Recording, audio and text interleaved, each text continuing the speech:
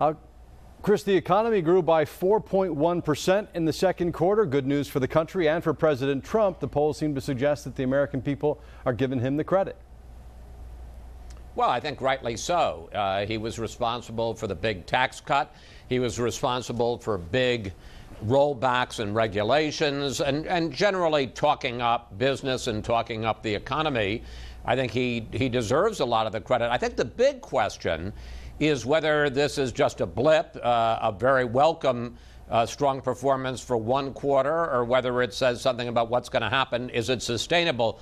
There is some analysis by experts, and I think we're just going to have to wait and see, who believe that a lot of this is because the president was threatening tariffs, and so other countries, particularly China, exported an extraordinary amount, much more of our products. For instance, like 9 times as much soybeans as they normally would in a quarter during the second quarter to try to get it before the tariffs took effect. And that raises a question as to whether this is an unnatural growth. We'll have to wait and see. But as you say, at least for these 3 months, very good news for the country. Let's talk about Michael Cohen, the president's former personal attorney. He's ready to tell the truth, according to his attorney. So what does that mean for President Trump, do you think? Well, it's obviously not good news.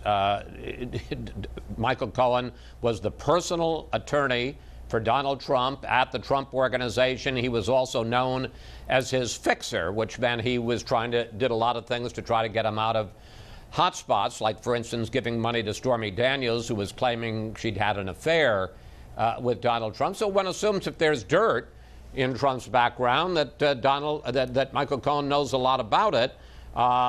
It's pretty interesting to watch because he's been squeezed on his separate legal troubles with some of the things that he had done financially. There's a separate investigation, but to try to get out of this, and he wouldn't be the first person to do this, he's saying, look, I can sing like a bird about what Donald Trump did if you'll give me a break on my prosecution. It's not very savory to watch, but it's the way prosecutions happen. And if you don't like the way Michael Cohen did business, just remember it was Donald Trump who picked him to be his lawyer and fixer. Right. And Rudy Giuliani, his current personal lawyer, back in May, said that Michael Cohen was an honest, honorable lawyer. Last night he says he's been lying his entire life. So which is it, do you think? That's well, you know, probably a little bit of both. I mean, you know, look, there are no permanent relationships in a foxhole. And obviously, when he said that in May, Giuliani was trying to keep Michael Cohen on board. As the federal prosecutors are squeezing him, it looks like Michael Cohen is flipping. All of this, I got to say, sounds like an HBO series, like something out of The Sopranos. And obviously, the honorable man has now become a songbird, and Giuliani, someone said to me today, he's questioned his credibility, and I said, well, when you call him a pathological liar, I think the very least you could say is that he's questioning his credibility. Yes, I think that's fair. A name that many people had never heard before they heard this Cohen tape this week, Alan Weisselberg, the chief financial officer of the Trump Organization, has been subpoenaed, according to the Wall Street Journal, by federal prosecutors in the Southern District of New York as part of the Cohen investigation. Some have suggested that that's even more jeopardy for President Trump. What do you think? Well, sure. Look, Donald Trump was in the real estate business in New York. That is a very tough business. I'm not saying that the president, when he was a magnate in real estate, did anything illegal, but I'm not sure all of it is going to look so great. And to the degree that you have people who were very much trusted folks on the inside, like Michael Cohen, like the CFO, one assumes they have things to say that the president doesn't want to be spoken and to be heard. I do think we need to make one distinction here, though, and that is between stuff that is embarrassing and stuff that is illegal. Let me give you an example. Michael Cohen supposedly says, well, you know, I was actually in the meeting where Donald Trump was told at the time of the Trump Tower meeting all about it. The president a year later denied that he knew anything about it.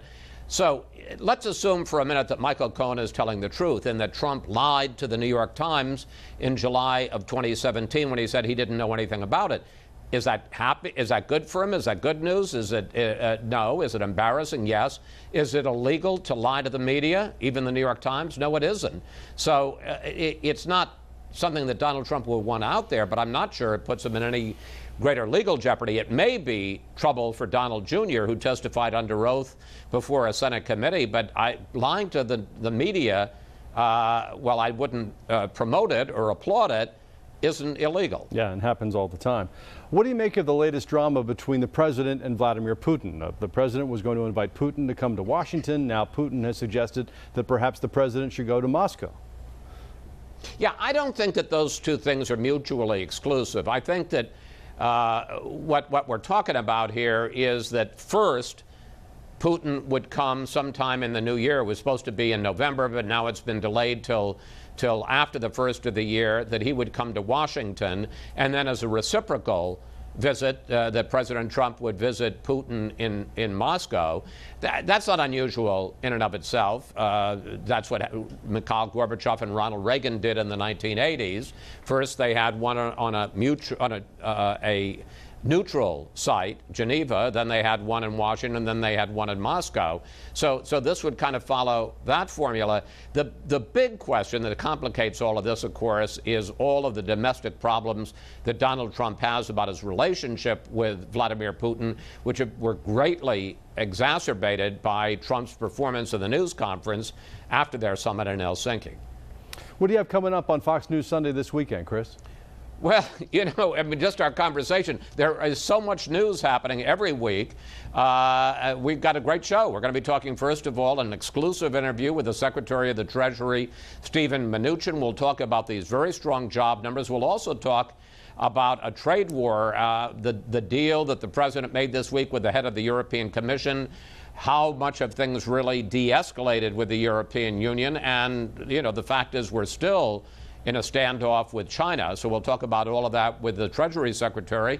And then we'll have the aforementioned Rudy Giuliani on the show. We'll talk to him about Michael Cohen. We'll talk to him about the Mueller investigation and where that stands. An awful lot to discuss. And who knows, as we are speaking, it's almost 48 hours before the show. I expect there to be a lot more news developments between now and then. Yes, the fire hose of news continues. Chris Wallace in Washington, thanks so much. Thanks, Russ.